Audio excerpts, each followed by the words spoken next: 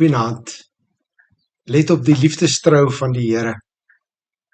Psalm 107 roep ons op om die liefdestrou van die Here, om daarop ag te slaan en om daarop te let in ons lewe.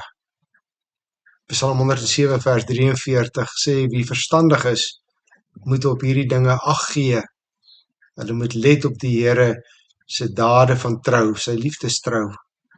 Hierdie liefdestrou van die Here dui op sy verbondsgetrouheid, dis sy goedertierenheid, sy getroue liefde wat hy aan sy verbondsvolk bewys het en steeds in Christus Jesus aan ons, sy kinders, bewys.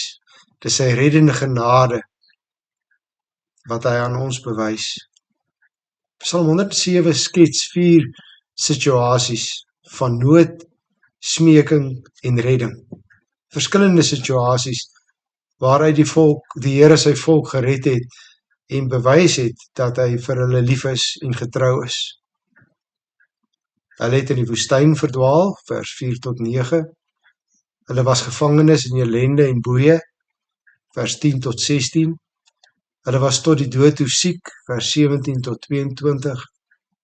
En hulle was op skepe in lewensgevaar, vers 23 tot 32. Verklaarders meen dat die gebeure handel oor die wegvoering van Israel in ballingskap. Ander meen, dit dui nie noodwendig op spesifieke gebeure nie.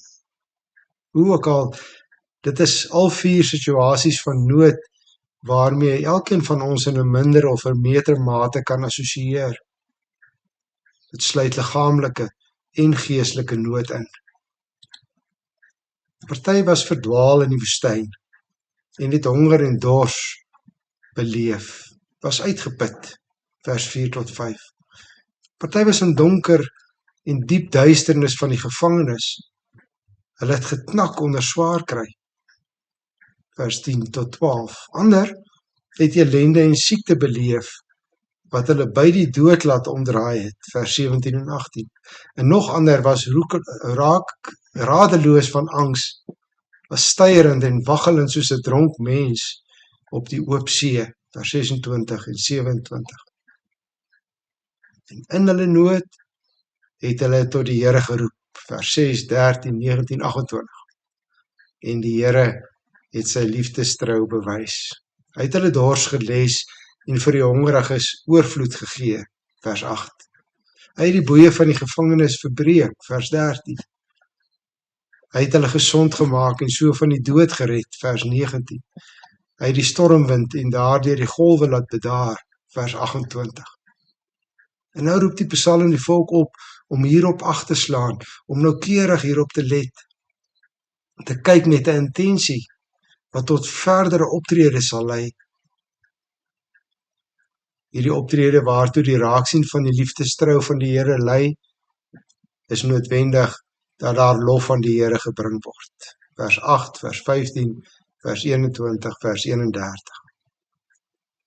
Psalm 107 roep ons vandag op om die liefdestrou van die Here in ons lewe raak te sien, om daarop te let.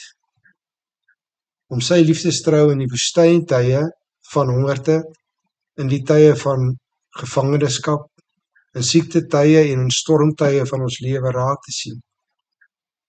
Hy het ons noodroep gehoor, hy het uitkoms gegee, sy liefdestrou was altyd daar. Hy het sy seun gestuur, sodat ons na liggaam en siel, in lewe en in sterwe, aan hom kan behoort.